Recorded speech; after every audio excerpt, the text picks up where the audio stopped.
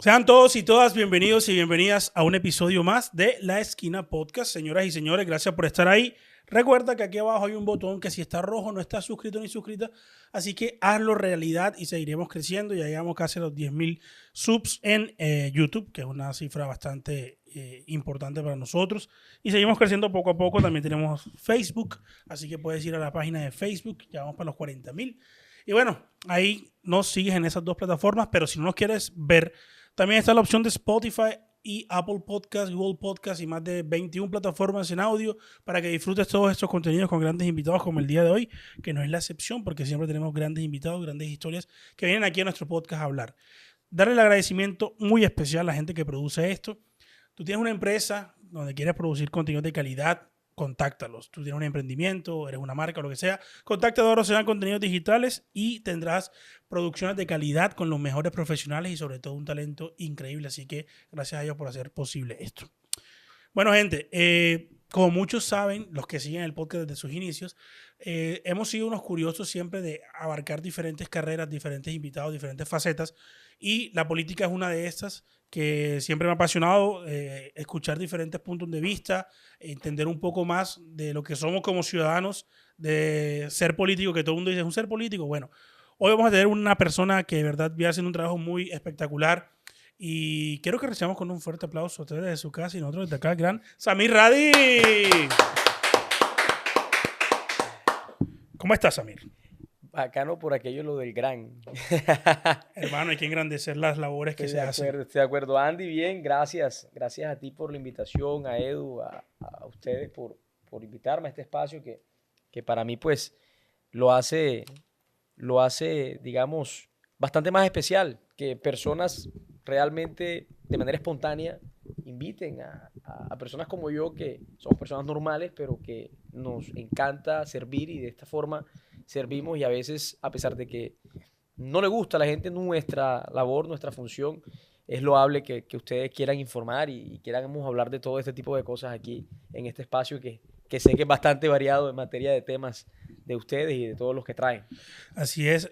Yo creo que de lo que he aprendido en el transcurso de la vida es que la dialéctica es lo que nos hace mejores como seres humanos y llegar a puntos en común es lo que hace que la sociedad avance y lastimosamente en los tiempos que vivimos la polarización se va comiendo esa dialéctica y en vez de buscar puntos comunes nos alejamos un poco más y creo que estos espacios son para eso, para hablar, para dialogar. Totalmente. El otro día estaba en una ceremonia de grado de la especialización de negociación en la Universidad de los Andes y una estudiante, la estudiante destacada de la especialización, estaba dando su discurso y ella dice una frase muy interesante que va muy acorde con lo que tú estás diciendo, de llegar a puntos comunes.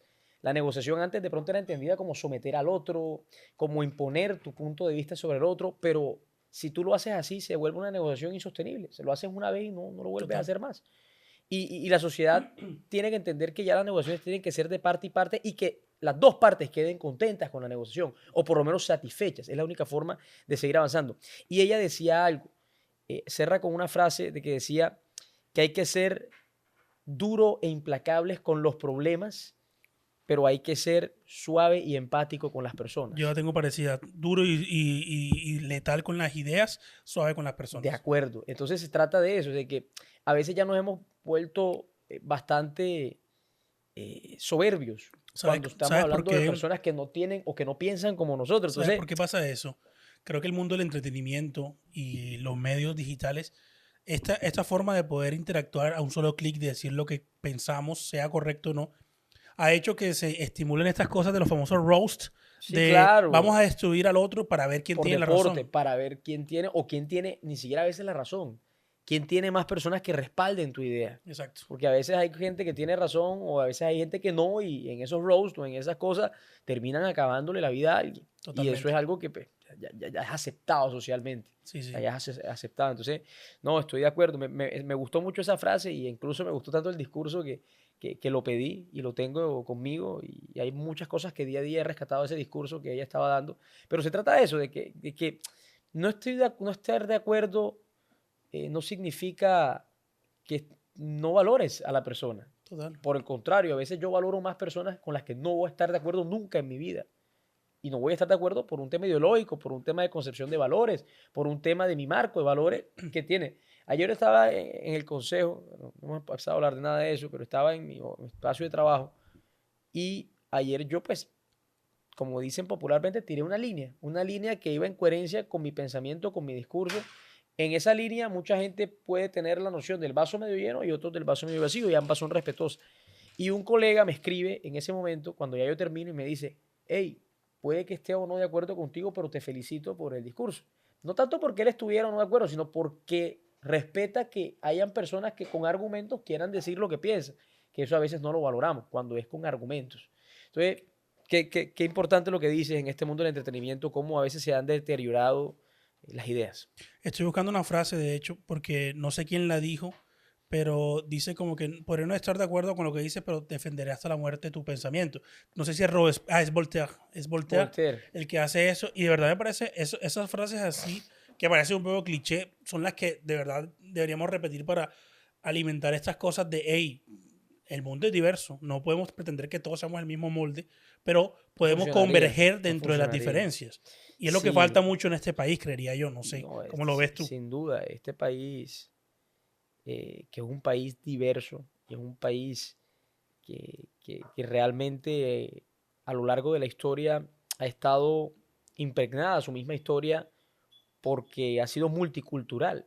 E incluso el otro día Colombia quedó en un ranking de los países megadiversos, hablando ambientalmente, que incluso eso influye en la forma de ser las personas, que ya las diferentes escenarios climáticos que encuentras en el país, ya te cambia también el comportamiento de las personas en donde estés. Y por eso Colombia es un país megadiverso en todos los aspectos. Total. Entonces, con más razón, en un país de este estilo, que no es tan plano en materia de personalidades, tiene que haber unos puntos básicos sobre los cuales entablar la conversación. Y Así es. no hemos llegado todavía a esos puntos. Así es.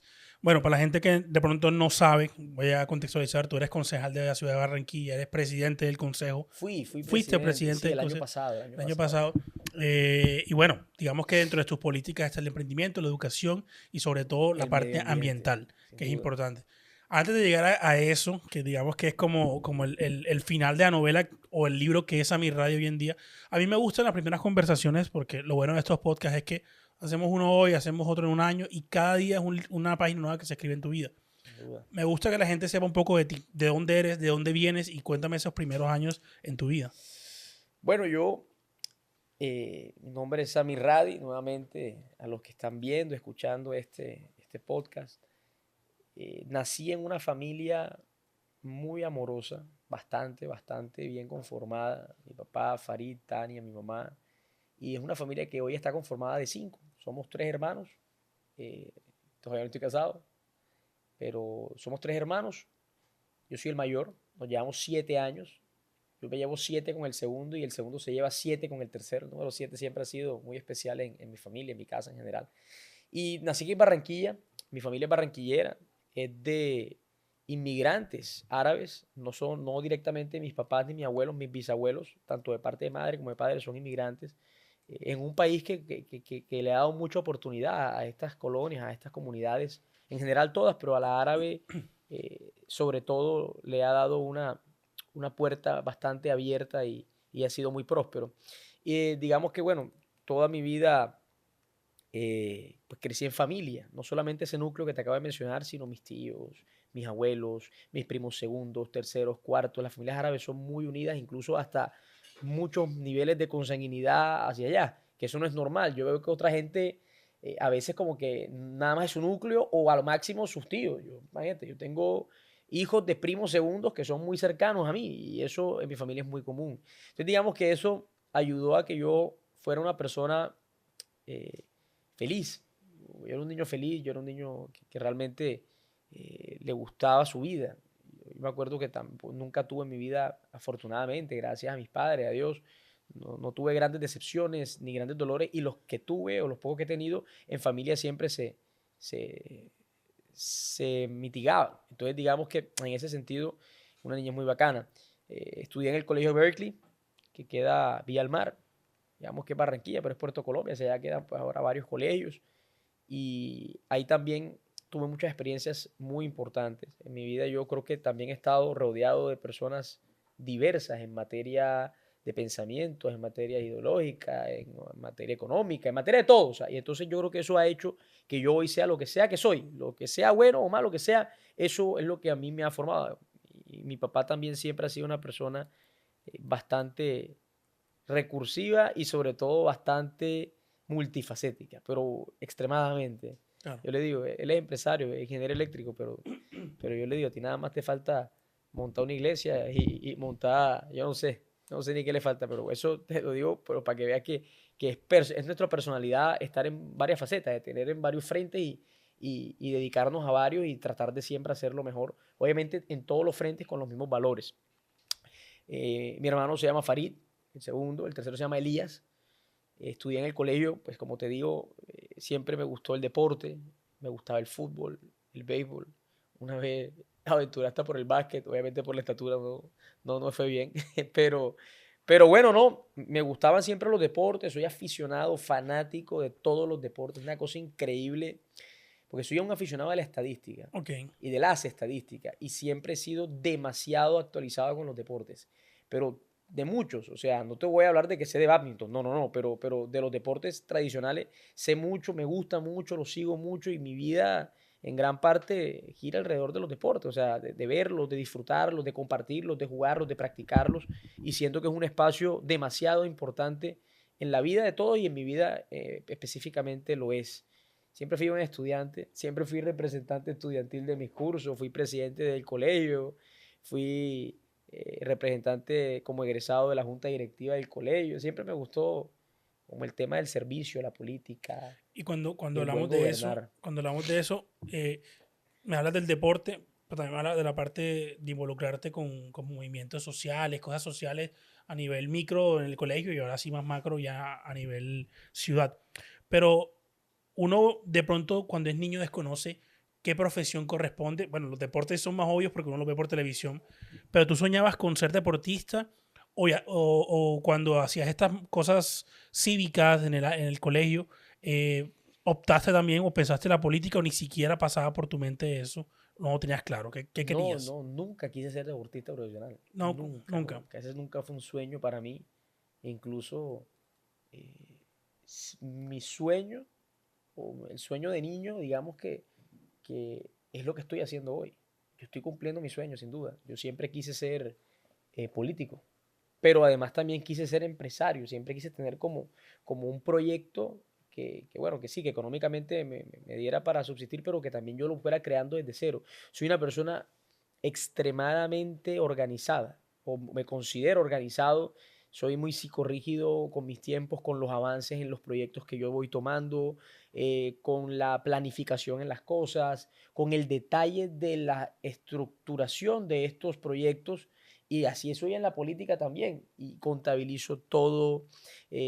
Soy muy numérico. Entonces, por eso la gente dirá, pero los políticos son abogados o son economistas. No. Político puede ser lo que sea.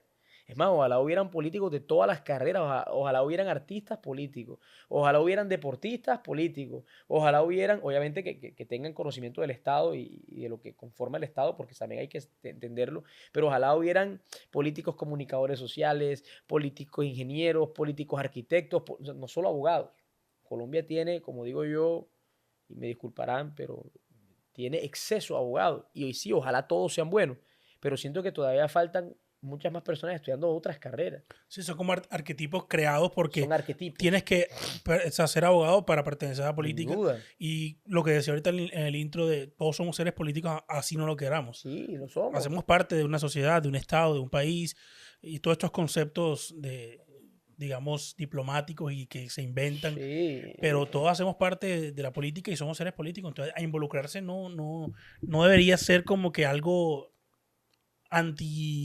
antinatural o qué sé yo cómo no, por el calificarlo. contrario, Debería ser exacto. algo normal y que la persona que le gusta la política pueda involucrarse, obviamente con una previa preparación y bien hecho. No, y al final del día, en este mismo discurso que te digo que me gustó mucho de esta mujer cuando estaba hablando al final, la gente muchas veces tiende a querer evitar el conflicto.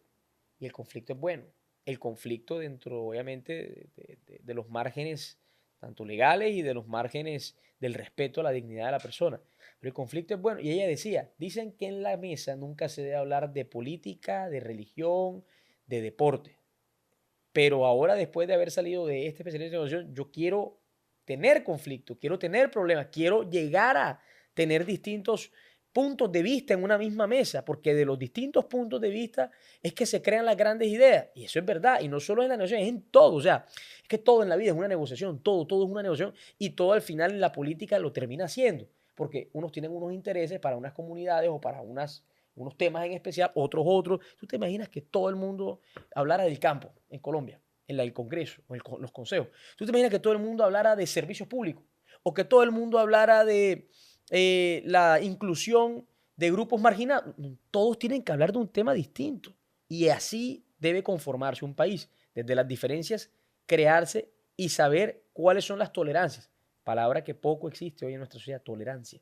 Nosotros somos intolerantes a todos somos intolerantes, no nos gusta nada. Y si a alguien medio no le gusta lo que nosotros pensamos, esa persona la eliminamos de nuestra vida.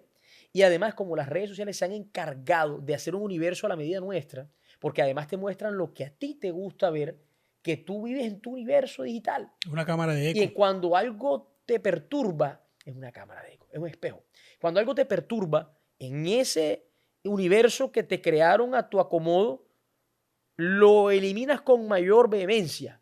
O sea, lo eliminas con soberbia y no ni siquiera te pones a pensar, hey, esta persona tiene un punto de vista distinto. Esa es otra cosa que también las redes sociales deben tener una responsabilidad al momento de generar contenido para ti.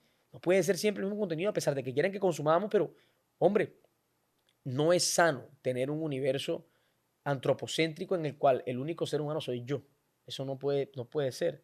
Entonces, bueno, volviendo, por eso pues no estudié Derecho y estuve cerca de estudiar Derecho, por cierto. Y me hubiera gustado, ¿ah? No tengo nada en contra de los abogados, al contrario, admiro a los abogados. Pero yo soy ingeniero industrial y me ha servido mucho para la vida, me ha servido mucho para mi carrera empresaria, me ha servido mucho para la política, demasiado. Diría que incluso más que el Derecho, diría, de verdad. Yo me voy a adherir y voy a complementar lo que dices, de verdad. Hoy en día tenemos un concepto, creería yo, en mi postura, equivocado de buscar la verdad. Y la verdad, uno puede acercarse a la verdad, pero tener la verdad creo que es casi utópico pensarlo. Lo que tú decías, hoy estamos basados en algoritmos y los algoritmos deciden por ti. Y obviamente estás creando estos muñecos de nieve basados en lo que te gusta y lo que quieres ver. Y por ende, las redes sociales te van a mostrar lo que tú quieres ver, no lo que sea contrario. La gente se enfrasca en cómo hago para destruir al otro con mi argumento y ser yo el que dé más risa en un comentario, el que tenga la razón y el que al final yo me en sí mismo y es mi punto de vista y soy el que tengo la razón. Y no es así. Hablaba ahorita lo que te decía y para complementar eso es el famoso péndulo de Hegel. Es muy simple como una tesis, antítesis y una síntesis de dos puntos totalmente opuestos. Yo no estoy en contra de hablar con personas que no vayan con mi ideología. Al contrario, siempre voy a ganar y es el discurso que hago. Porque gano. Y no es por ganar de tener razón. Si no la tengo, aprendo. Y si aprendo, ya es ganancia. Eso la gente tendrá que ver eso así. En Siempre vez de decir, ganas, así es. tengo la razón yo y voy a ganar. No es una competencia. Es un aprendizaje. Y esa dialéctica y ese péndulo es el que ha hecho que la humanidad llegue hasta donde hemos llegado y que hoy en día muchas cosas se han atrasado porque no la aplicamos. Entonces me adhiero a eso que estabas diciendo. Sin duda. Hay muchas cosas atrasadas por eso. Bueno, siguiendo con tu carrera, entonces pasa este momento que estás en el colegio y todo, te defines por la ingeniería después de, no sé, un trasegar ahí de pensamientos o cómo fue la cosa. La cosa fue que primero quise estudiar ciencias políticas, pero con unos argumentos validísimos, que hoy agradezco, un gran amigo de mi papá, que hoy es amigo mío, incluso yo lo veo ahora más que mi papá por cosas de la vida, me explica, digamos, ya más a profundidad lo que él consideraba de la carrera.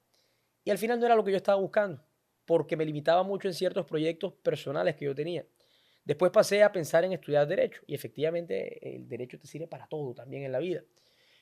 Pero siempre, como te digo, mi obsesión, a veces incluso exagerada, por el orden, por la planificación, por la optimización, por la mejora, me llevó también a tomar la decisión, incluso a última hora, entre comillas, un mes antes de graduarme, de que la ingeniería industrial iba a ser una carrera que iba a acomodarse 100% a mi personalidad, a mi personalidad numérica, a mi personalidad cuantitativa, a mi personalidad de optimización, y que el derecho también tenía unas limitantes para eso. Mi personalidad, como te digo, cada quien tiene su personalidad. Entonces al final siento que elegí muy bien, me fue muy bien, siempre pues traté de ser buen estudiante, en el colegio me fue muy bien, a veces un poquito hablador, indisciplinado, pero de resto me iba bien siempre en lo académico. Y en la universidad también, siempre traté de mantener un balance y al final saqué mi carrera adelante de una manera muy buena y me sentí siempre cómodo, cómodo con lo que estaba estudiando, cómodo con lo que estaba haciendo, eran retos que me gustaban, retos que quería.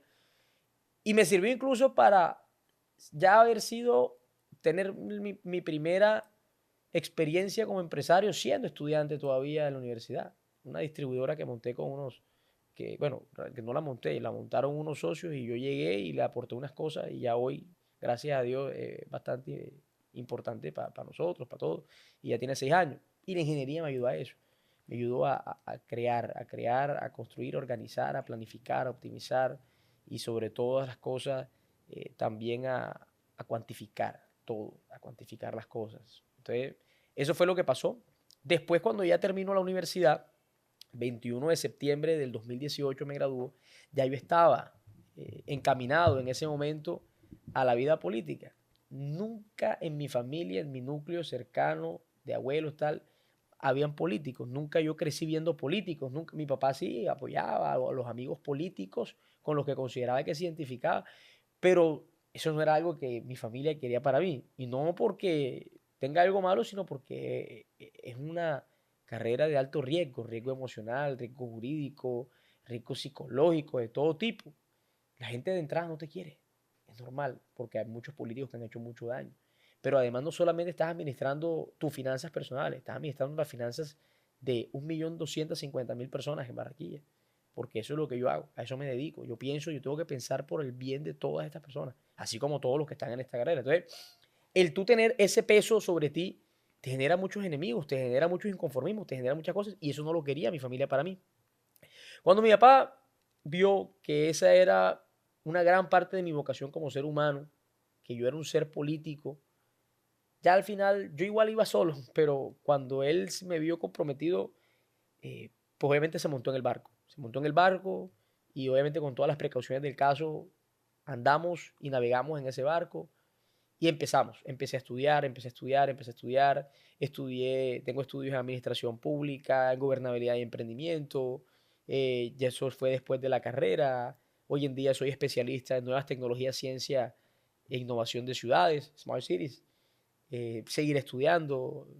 Próximamente quiero hacer una maestría en planeación urbana. Ahorita voy a empezar el otro año un curso integral de defensa nacional que es para tener en cuenta pues la estrategia de defensa de un país como Colombia. O sea, de verdad que me gusta mucho y me encaminé en mis estudios hacia eso, pero no he dejado de lado mis proyectos personales en materia empresarial, de Pero emprendimiento tu y primer todo. contacto en la política, ¿cuál fue? ¿Cuál fue como que fuiste edil o cómo fue la cosa? No, fíjate que es bastante chistoso porque obviamente como yo no tenía un gran capital político, digamos, mi familia no era política, yo no heredé capitales políticos, no heredé afinidades políticas de personas con personas que estuvieran cercanas a mí. Yo empecé queriendo ser edil de la localidad de Río Mar en Barranquilla. Y entonces cuando yo empiezo en un proceso de formación con una ideología con la que yo me identificaba y un modelo de gobierno con el que yo me identifico, al final de 200 estudiantes que habíamos, y muchos hoy son concejales en municipios, otros ediles, otros fueron candidatos, todo, el del Departamento del Atlántico, y yo me identifiqué con el partido, en este momento Cambio Radical, me identifico, y con los modelos de gobierno. Y cuando yo estoy avanzando en esos diplomados, en esas jornadas de formación, pues al directivo del partido le gustó mi personalidad, le gustó mi nombre, le gustó lo que yo representaba, mi hoja de vida, y querían una figura joven. Estaban buscando, era como, estaban cazando talento, como ellos lo llaman, no sé. Y les gustó lo que yo proponía. De pronto habrían otros que eran excelentes, pero les gustó lo que fuera que yo tuviera en ese momento para representar ese cambio, esa renovación y que obviamente pues fuera una persona ya formada profesionalmente hablando en varios aspectos. Entonces ese perfil le gustó y ahí empezó mi campaña a consolidarse, pero ya pasó de ser una campaña de una campaña del consejo. Fue un abrir y cerrar de ojos, porque realmente fue algo inesperado, pero siempre toda mi vida estuve preparándome para ese momento. Mencionabas a Voltaire y creo que de él esta frase, que él decía que la suerte, y me corregirán después, te comentarán si no era él, pero estoy casi seguro que era él, que la suerte era la combinación de la preparación y la oportunidad.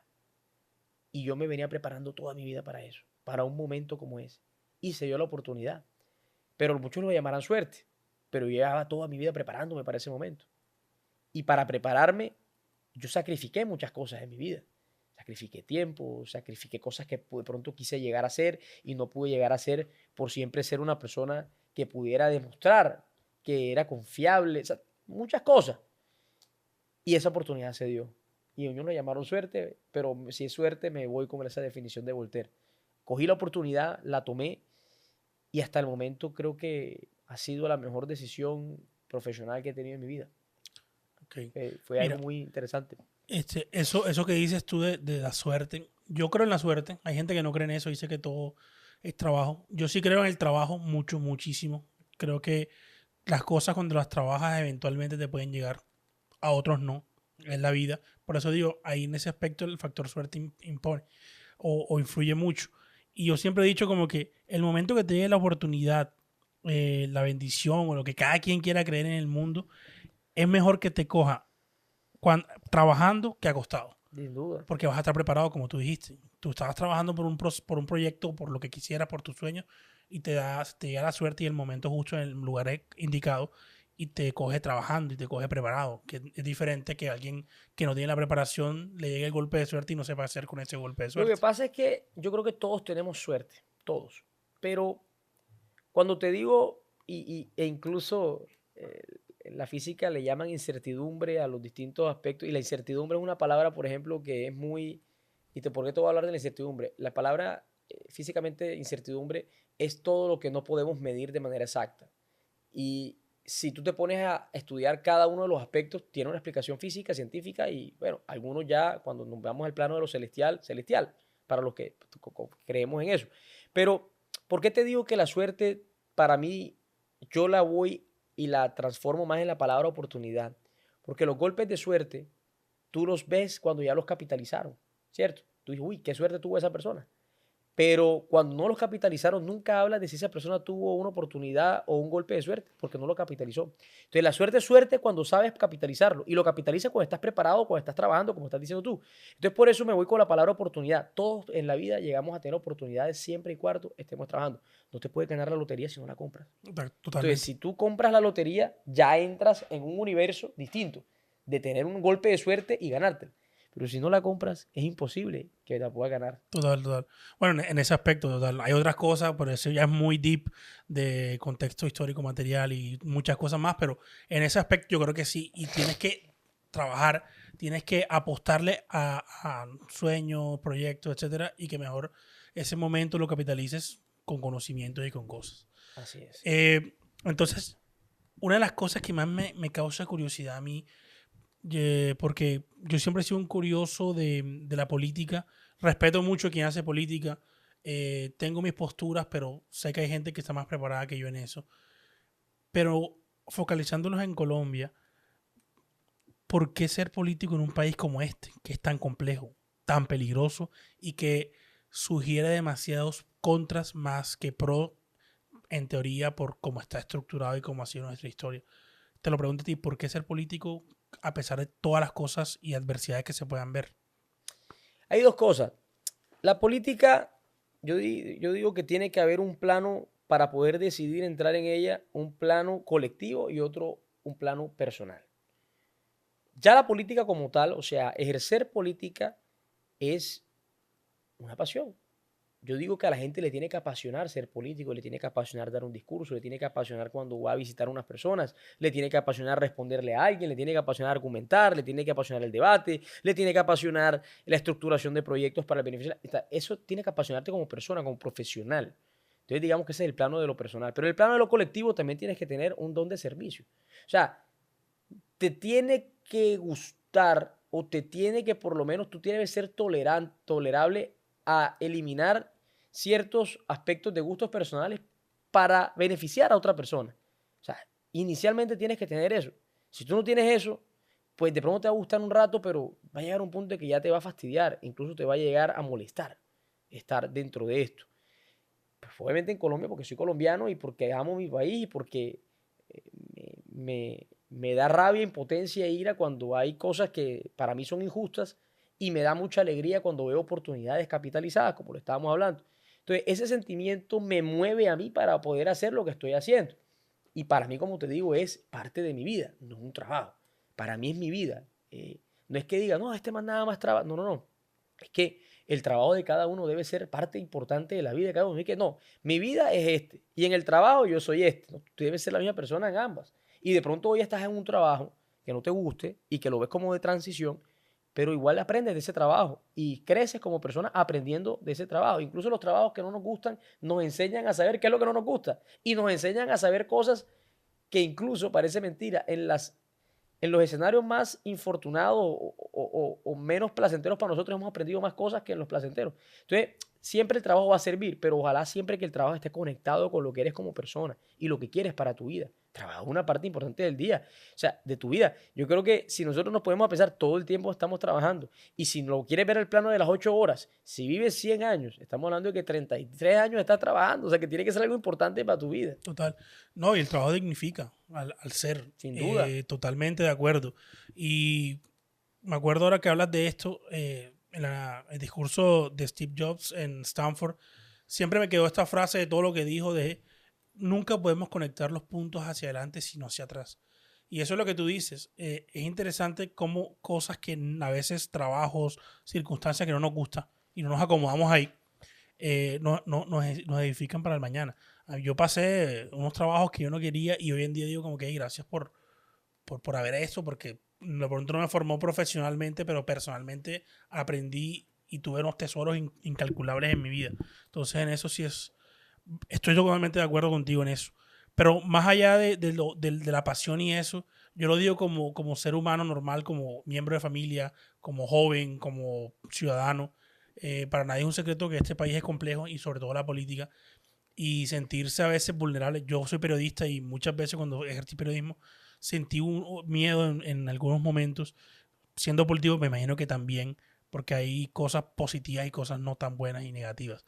¿No sientes algún momento esa amenaza de, ¿será que sí vale la pena todo lo que estoy haciendo por esto? No, sin duda hay días que uno se levanta y uno se levanta más desmotivado que otros días. Hay días que uno se levanta más desmotivado de lo normal y le pegan a uno problemas y por eso en la política siempre hay que procurar descansar la mente en ciertos momentos puntuales porque hay que tener un estado de ánimo muy bueno, constante, para que puedas afrontar ciertos problemas. Problemas de orden legal, problemas de orden físico, de una amenaza, problemas de un psicológicos con el tema de emocionales, de un comentario que te hagan, ya cuando atentan no solamente contra tus ideas, sino ya atentan como persona, ya sabes que tu vida es pública y que todo lo que hagas se va a saber y todo lo que hagas puede repercutir en el futuro hacia ti. Eso también, digamos que es un estrés importante que hay que saber manejarlo.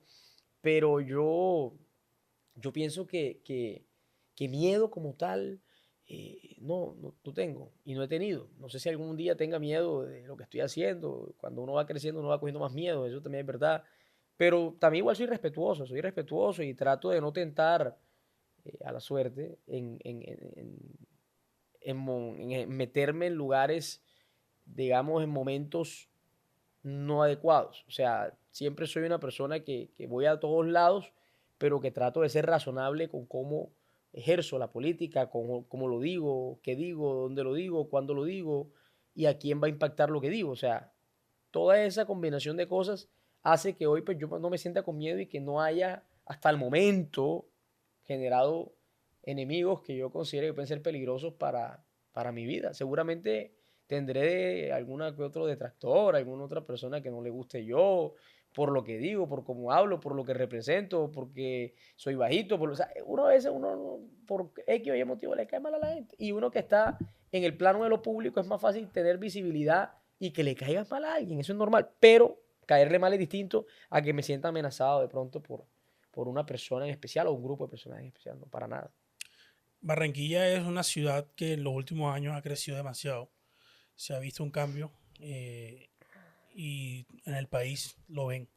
Eh, qué tan complejo puede ser mantener esto y seguir luchando por avanzar todos los días y tener esa responsabilidad, como lo decías tú? ¿Qué tan complejo lo ves tú o te divierte o cómo lo tomas tú? Mira, tú acabas de preguntarme, pero a la vez lo acabas de responder muy bien en tu apreciación. Mantenerlo es muy difícil. Mantener el crecimiento constante es muy difícil. Yo esto lo veo como el tenis. En el tenis, ¿y por qué voy a hacer la analogía? En el tenis, tú tienes un año buenísimo. Ganaste Roland Garros, ganaste Wimbledon, ganaste para los que escuchan tenis, que son grandes torneos, los que no saben de pronto, ganaste muchos torneos y ganaste mucha plata y muchos puntos. Y que llegaste al número 1 del ranking. Pero lo difícil no es hacer eso. Dirán, joder, pero eso ya es difícil. Sí, pero lo difícil no es eso. Lo difícil es que el otro año todos esos puntos se borran si no los mantienes. Y tienes que volver a ganar los mismos torneos para volver a mantenerte. Y por eso el llegar es más sencillo que mantenerse. Y Barranquilla ha llegado a un nivel que ya bajar no es una opción. Bajar en recaudo de impuestos no es una opción. Bajar en condiciones, en ciertos aspectos que se han logrado, no es una opción. Bajar calidad educativa no puede ser una opción. Bajar en materia de detalle en obras infraestructurales y en materia de calidad no es una opción ya. Esto en Barranquilla no tienes esa opción. No debería. Entonces, ya cada cosa que se haga tiene una vara mucho más alta. Y la única forma en este momento que se ha logrado pues, mantenerla es con una idea que ha continuado y ha perdurado. No digo que si hubiera otra idea, no sé si fuera mejor o peor, pero fuera distinto. Pero esto que has visto, que tú lo has mencionado, ha sido por una idea que se ha mantenido con matices distintos, pero que se ha mantenido. Y no continuar este crecimiento para mí ya no es una opción. Que lleguen otras personas y tengan mejores ideas, sí, pero ya hay un plano básico sobre el cual ya ningún alcalde, que digamos el que dirige las riendas de una ciudad, en conjunto con los concejales, en conjunto con muchas otras personas, no se puede parar. Yo considero que Barranquilla ha crecido. Y yo ayer estaba en un debate pues hablando con números. Me gustan los números. Yo creo que los números son bastante representativos en todas las opiniones. Entonces, yo por eso no considero que, primero, todos los problemas estén solucionados. No. Pero sí considero el 100% que se ha avanzado muchísimo. Y que se ha avanzado así en muy corto tiempo, 15 años no es nada, porque ha habido una idea clara y han habido intérpretes muy buenos de esa idea. Y esos intérpretes también han replicado esa idea con los matices de cada uno de una manera contundente. Que falta bastante, a toda la ciudad le falta y a Barranquilla no es la excepción, pero que lo que se ha venido haciendo sí ha traído beneficio a la ciudad, sin duda. O sea, tú me dices a mí, en tu opinión, y lo que tú trabajas todos los días junto a todo lo que hacen parte de la parte administrativa de la ciudad, que volver a la Barranquilla al final de los 80 y 90 es casi imposible, porque todos están compenetrados en el mismo ideal, ¿cierto? Sí, o sea, yo mañana puede haber un desastre y la ciudad vuelve de cero, listo, pero no es, pensando que eso no pasaría, yo creo que ya hay cosas que se hicieron que el mismo ciudadano no va a permitir que se metan con esas cosas. Por ejemplo, ya tú no puedes pensar en una ciudad, ¿cómo vas a pensar en una ciudad sin parques? Ya los tienes, tienes que mantenerlos. Claro, si no los mantienes, se daña todo y todo se va a un hueco. A la mierda, disculpa que te lo diga, pero el punto es que ya hay cosas hechas y hay cosas que son realidades. Y hoy tú no puedes permitir que bajes ese nivel que ya conseguiste. Como te digo, todo puede pasar, pero yo creo que ya hay unos innegociables, como dicen por ahí, hay unos inamovibles en materia de gestión pública en la ciudad de Barranquilla para cualquiera que sea el gobernante que se monte. O Okay. sea, tú ya no puedes bajarle el recurso al mantenimiento de parques o al mantenimiento de zonas verdes, o no le puedes bajar el recurso porque el mismo ciudadano te castiga si lo haces, no puedes bajar el recurso a la educación, no puedes bajarle el recurso a la salud, no le puedes, o sea, ya tú lo puedes bajar, y como no lo puedes bajar, te toca empezar a construir sobre unas bases que ya están establecidas, y eso el ciudadano lo exige y lo vota cuando vota un plan de gobierno el día de las votaciones. Oye, hablando de esto, y quiero aclararlo aquí, que quede registrado. No sé qué sepas tú. Yo soy un curioso y voy a tirar la pregunta. Esta polémica o este plan inicial de hacer una cosa de Fórmula 1 aquí se ha diversificado por las redes sociales. Hay gente que está a favor, hay gente que está en contra, hay gente que dice que es mentira, otro que dice que es verdad. Tú, que estás, tú, mejor dicho, tú eres la política aquí de Barranquilla. ¿Qué sabes tú? ¿Cómo lo ves tú? Y dame tu opinión sobre eso. Mira, vamos a hablar de una cosa o aclarar unas cosas que se dicen que unas pues, no son ciertas y otras sí.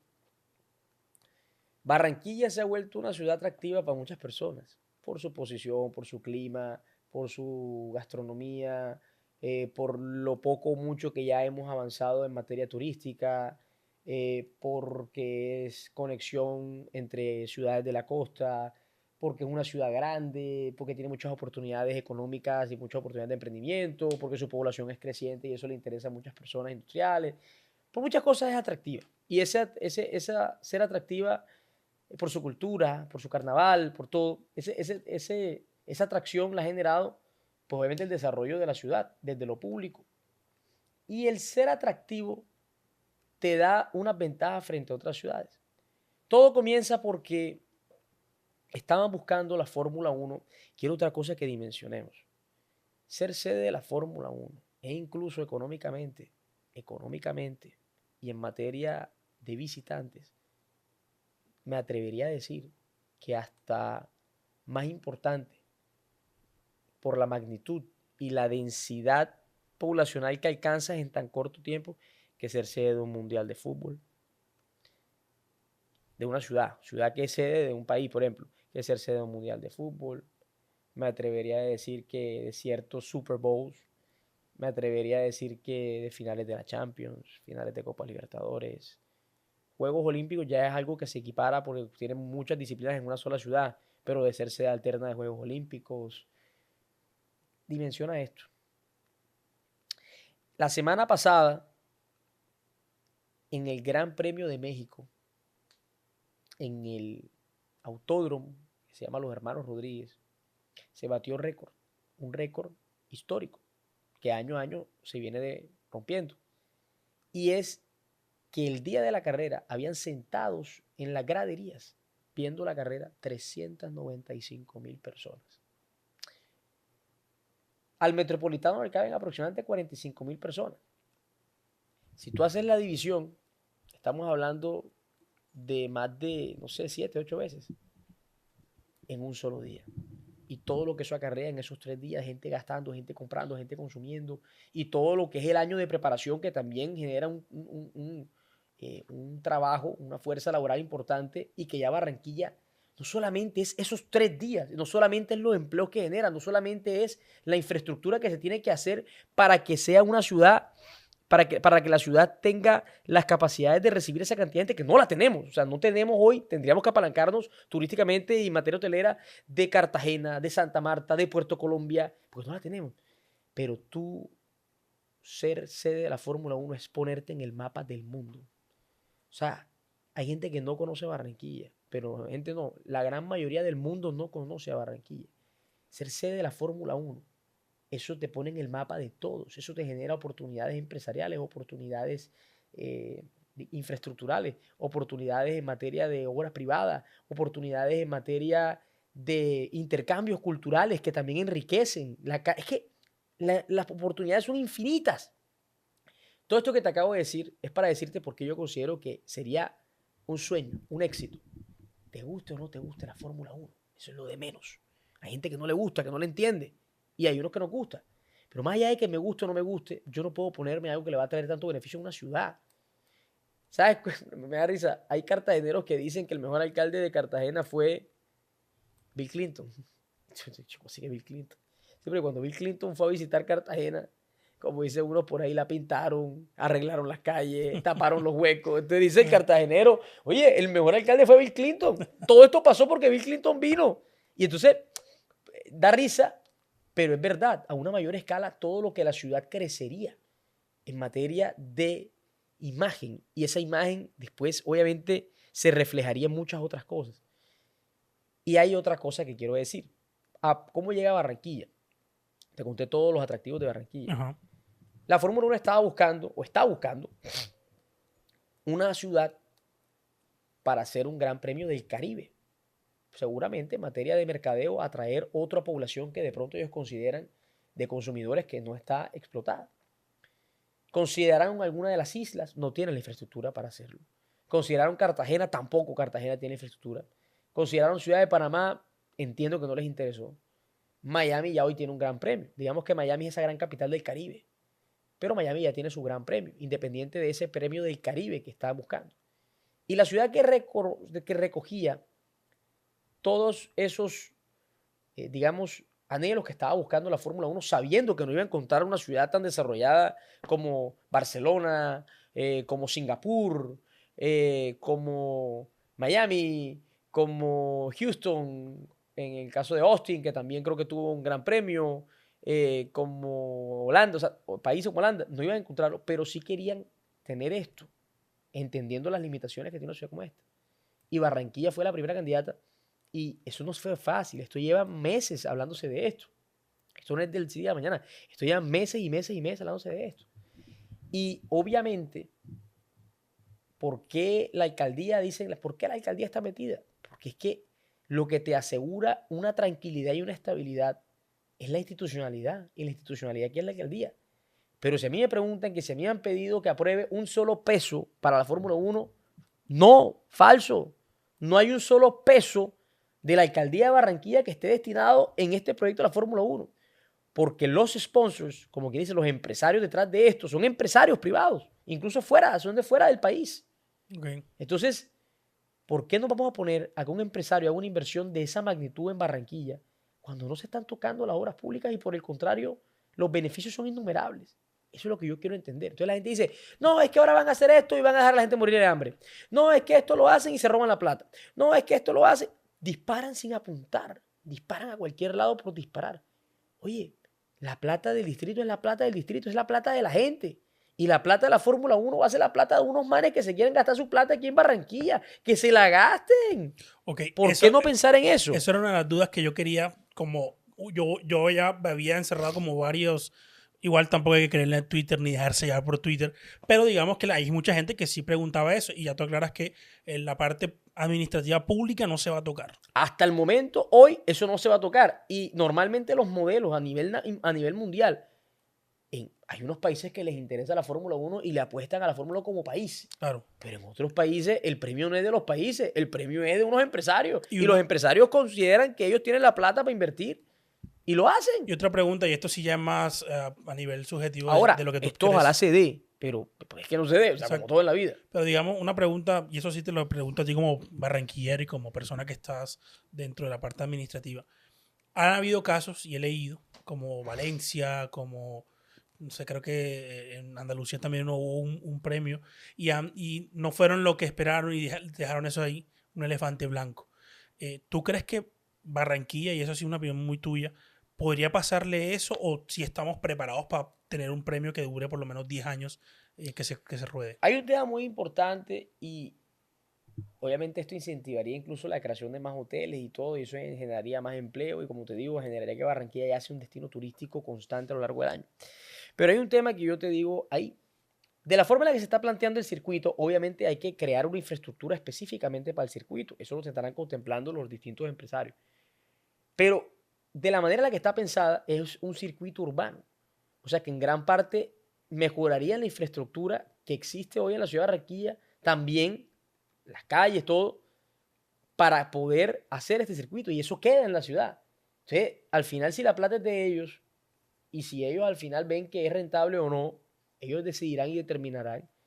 Y si el premio al final del día, pues lógicamente que tiene unas limitaciones, el premio al final del día es un éxito, ellos considerarán si es viable a lo largo del tiempo con distintas cláusulas que ellos crearán.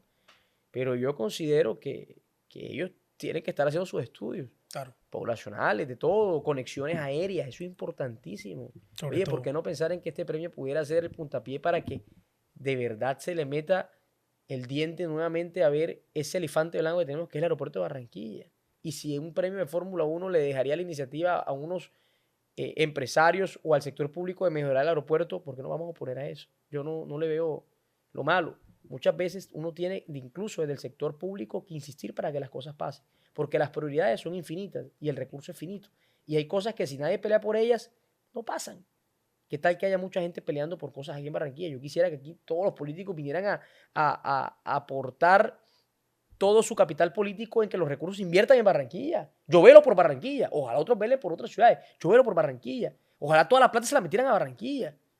Pero de eso se trata los contrapesos. Pero el que puja y el que argumenta es el que al final obtiene recursos para estas grandes obras de transformación social.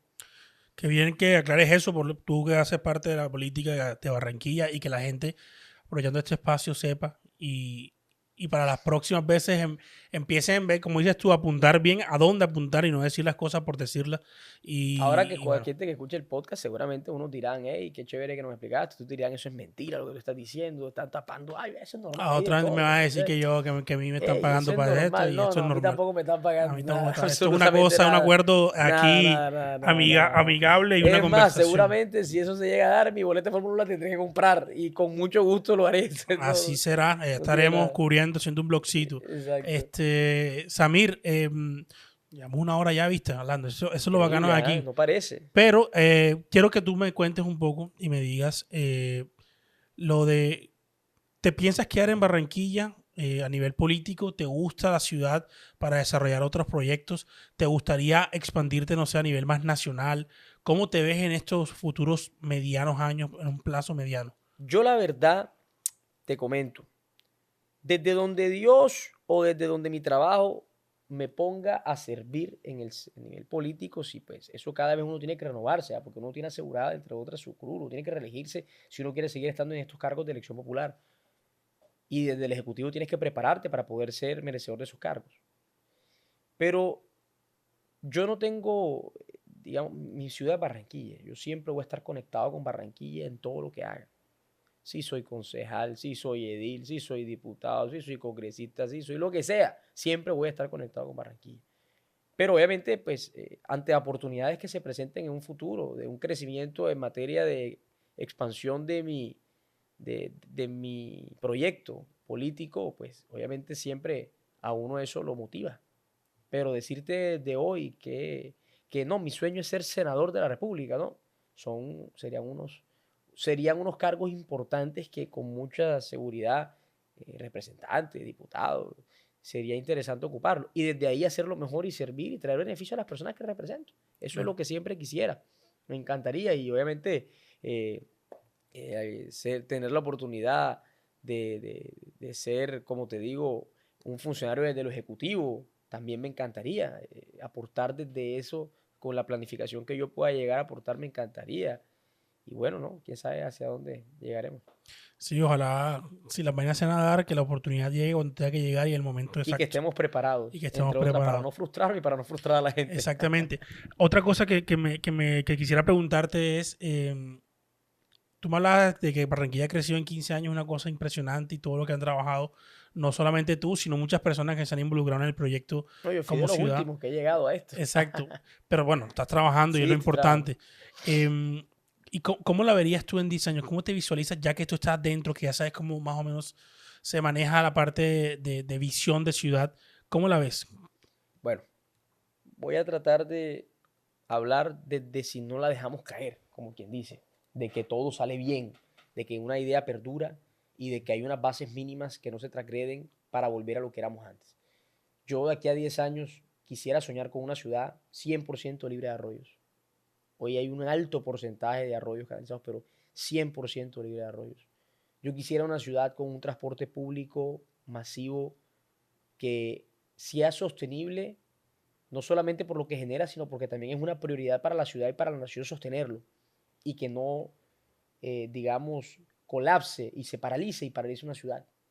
Yo sueño con una Barranquilla incluso todavía mucho más arborizada, mucho más verde, que siga apostando al medio ambiente y a cómo ese entorno no solamente es estético, sino también es en materia de salud que nos beneficia. Yo sueño con una Barranquilla con muchos más colegios de calidad en el sector público, en materia infraestructural, en materia física y en materia de calidad educativa impartida. Yo sueño con una Barranquilla que le apueste mucho a la ciencia y que le apueste mucho a los centros de pensamiento, impulsados desde lo privado, impulsados desde lo público, para que pueda ser esa Barranquilla pensada desde la evidencia científica y no únicamente desde lo empírico y desde los sentimientos y la imagen y semejanza de ciertos egos políticos. No me gustaría, sino pensada desde eso. Yo sueño con una Barranquilla multicultural, que aquí vengan todo tipo de personas de todas las culturas y que nos nutran en todos los sectores, en todos los sentidos. Y para eso hay que tener un atractivo adicional para que sea una realidad. Yo sueño con una Barranquilla en unos años que el sistema de salud sea un sistema preventivo y que ya lo bueno que se ha avanzado se ponga al servicio de la prevención y que esa prevención sea específica dependiendo de cuáles son las patologías que más imperan en ciertas zonas de la ciudad, dependiendo del contexto ambiental y de los contextos que se viven nutricional o no nutricional en distintos sectores de la sociedad. Y yo sueño una Barranquilla que, que siempre se manejen datos, en cifras y que sea abierto al ciudadano, que todo el mundo sepa todo lo que está pasando en el momento que está pasando y cómo van los avances de la misma ciudad. Sueño con una Barranquilla con mucha más inversión en cultura, no solamente en escenarios culturales, sino en desarrollo interno cultural, en el arraigo del barranquillero, más allá de carnaval, más allá de lo que es el carnaval. Y puede decir, estás tocando con muchas cosas, sí, pero es que una Barranquilla pensada a futuro tiene que tener en cuenta a todas estas personas y todos estos sectores de la sociedad. Sueño con una Barranquilla en el que el empleo formal aumente y que le sigamos dando oportunidades a los jóvenes para que puedan, sin experiencia laboral, hacerse de un empleo digno. Sueño con una Barranquilla con muchas más empresas viniendo de afuera y con muchas más personas con una casa digna. Sueño, esto es un sueño, sueño con una Barranquilla sin enjambres de cables en los postes y que tenga un cielo mucho más abierto y que obviamente haya una organización que permita que el desarrollo y la constancia de las conexiones sea una realidad y con una Barranquilla que ya tenga unos servicios públicos 100% en coherencia con lo que es nuestro medio ambiente y unos servicios públicos que sean autosostenibles en gran parte, tanto en materia de energía como en materia de aseo, en materia de agua, alcantarillado. Es una Barranquilla con la que yo sueño. Y una Barranquilla con un Junior campeón.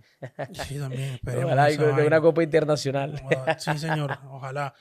Eh, yo te veo a ti, aquí yo hablando aquí en mi opinión, te veo como alguien que podría llegar a ser alcalde de la ciudad, porque creo que te cabe la ciudad en la cabeza y puedes tener muchas cosas. Y qué bacano para mí también poder decir, entrevisté al alcalde de Barranquilla y cuando miro hacia atrás, joder, era concejal. Haremos otro. Así, ojalá, Haremos ojalá, varios más. esperaremos.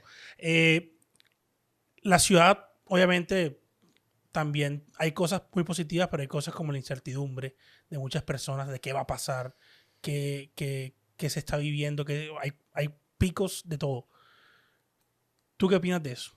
¿Cómo lo ves? Esa incertidumbre que se vive.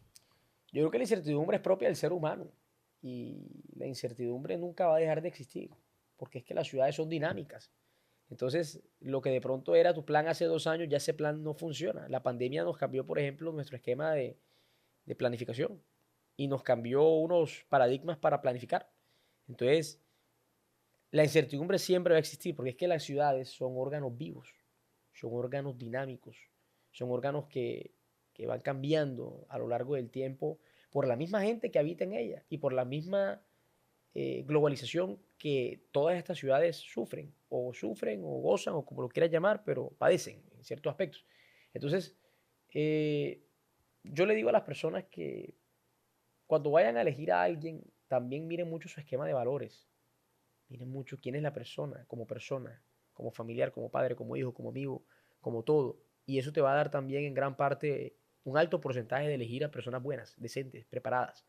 Entonces, eso para mí es vital al momento de elegir, al momento de que ellos quieren eliminar un poco esa incertidumbre. Cuando conoces los valores de las personas, sabes que hay unos básicos que no se van a transgredir. Y cuando conoces que es una persona abierta frente a los cambios, también eso te va a dar una tranquilidad al momento de elegir. Y eso es la política en general. La política, como dicen por ahí, es una frase Dinámica. cliché, pero la política es dinámica.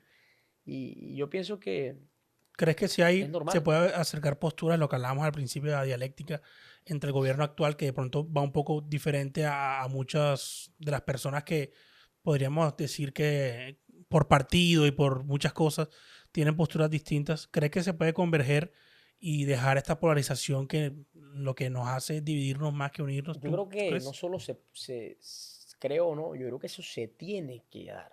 Porque es que es la única forma de poder seguir avanzando. Y más allá de que el gobernante actual de la nación, guste o no guste el gobernante actual de Barranquilla, tienen que dejar las diferencias a un lado. Tienen que darse la mano, tienen que sentarse, tienen que planear una ciudad, porque la ciudad de Barranquilla también a veces se planea incluso desde Bogotá y se planifica desde Bogotá. Y aquí ejecutamos esas ideas que vienen en coherencia entre Bogotá y Barranquilla. Pero se tiene que dar. Y yo ayer lo dije, ojalá el presidente, no voté por ese presidente, no me da pena decirlo, pero también lo respeto como presidente, de que ojalá él venga y corte todas las cintas de todas las obras en las que él puede invertir en Barranquilla. Yo seré feliz, feliz, porque es que esta es mi ciudad. Llámese como se llame el presidente. Y si voy a hacer una obra espectacular en Barranquilla, ahí estaré para aplaudirlo. ¿Por qué no? Si yo como ciudadano tengo que pensar en mi ciudad. Y si pensar en mi ciudad es sentarse el gobierno local a hablar, a negociar intereses con el gobierno nacional, hay que hacerlo, tiene que pasar. Entonces, eso para mí tiene que darse. Y ojalá por egos políticos no se deje de dar. Esperemos, porque yo pienso que el mejor partido que podemos representar todos se llama Colombia. Sin duda. Y poder buscar el punto en común donde todos los colombianos nos podamos unir como país y salir adelante. Esperemos que así sea. Samir, estoy encantado de que hayas venido, de verdad. Gracias por el tiempo. Sé que tienes muchas cosas que hacer, pero que sentarte aquí es un placer para mí. Que hables de Barranquilla, de tu vida. Y qué chévere que ese niño que estaba en el colegio y se involucraba en cosas, hoy esté involucrado en la ciudad y con muchos sueños a futuro también. Tenemos una tradición, algo aquí en este podcast, que es a la gente que te escuchó, que escuchó tu historia, todo lo que haces y que ve en ti un referente. ¿Qué mensaje le puedes decir? Ahí está ese micrófono y esa cámara para que hagas lo que quieras. Bueno, antes que nada, gracias por llegar a este momento del podcast. Aquí. Antes que nada, gracias por llegar a este momento del podcast, que para mí es importante que pues le saquen un espacio a conocerme primero como persona, a conocer mis sueños, mis motivaciones, todo. Pero yo, el único consejo que pudiera darles, no sé si es el que esperan o no, es que en una sociedad en la que la intolerancia ha reinado, no sean ustedes el que sigan llenando ese saco de intolerancia. Escúchense. Así al final de escucharse no estén de acuerdo los unos con los otros. De eso se trataba la vida antes, de no estar de acuerdo. Hoy en día han cambiado ese pensamiento en nosotros, de que nada más puedo hablar, comer, disfrutar y gozar con los que estoy de acuerdo y con los que son afines a mis pensamientos. Dense la oportunidad de conocer, de hablar y de entablar conversaciones con personas con las que nunca van a estar de acuerdo. Yo creo que de ahí pueden salir las mejores ideas y las conversaciones más placenteras que pueden llegar a tener. Mi único consejo es ese: no llenen el saco de la intolerancia, llenen el saco de la paciencia, llenen el saco de la dignidad y sobre todo llenen el saco del respeto. Ese es el consejo que les puedo dar. Samir, muchas gracias. Ahora mismo está apareciendo sus redes sociales para que vea todo lo que viene haciendo, lo que va a hacer. Sigan su labor y esperemos que, nada, que si quieren, me imagino que es un canal abierto con los ciudadanos y puedan hablar contigo e interactuar. De una, sí, me acaban de dar una muy buena para los videos y todo lo que hacemos en un canal de YouTube. Vamos a ver si lo pensamos. Miren lo que hacemos, conózcanos. Y que digo conózcanos porque esto no lo hago solo, tengo un equipo magnífico y un equipo que sin él pues no pudiera hacer todo lo que hago, no pudiera avanzar, crecer, no pudiera hacer todo lo que hago. Si quieren verlo en mis redes, Samir Radichemas. Ahí están apareciendo para que lo Ahí sigan. la están viendo y ahí pueden seguir interactuando conmigo si así les gusta. Así es, gracias a Samir y gracias a todos ustedes, señoras y señores, porque ustedes son el alma, el corazón, mejor dicho, la vida de este podcast. Gracias por estar ahí en YouTube. Recuerda que te puedes suscribir acá abajo activando la campana de notificaciones para que te lleguen todos los episodios, grandiosos episodios con grandes personas, sobre todo como el día de hoy. Así que mil gracias por estar ahí. Y si no me quieres ver la cara, que es normal, ve a Spotify, Apple Podcasts y más de 21 plataformas para que nos escuches en audio mientras estás cocinando, estás camino al trabajo o estás haciendo cualquier otra cosa y puedes disfrutar de estos contenidos en formato audio. Califica el podcast con 5 estrellas en Spotify si te gusta y muchas gracias por estar ahí. Y agradecer a las personas que hacen real esto, porque yo puedo hacer la cara aquí, pero los genios detrás de la cámara son Eduardo Sean Contenidos Digitales y todo su equipo. Contáctalos si quieres hacer cosas de calidad. Yo sé que tienes una calculadora del año 2002 que quieres hacer videos, pero eso no te va a servir. Si quieres cosas de calidad, contacta a Eduardo y va de mi parte y te da un abrazo y un descuento muy especial. Así que gracias a ellos. Servicio 5 estrellas. Exactamente. Doy fe de ellos. Así lo dice el maestro. Samir Radi estuvo conmigo en esta ocasión. Yo soy Andy Alonso. Esta es La Esquina Podcast. Y como siempre les digo, cojan la suave, pórtense bien y nos vemos en un próximo episodio de La Esquina. Hablamos.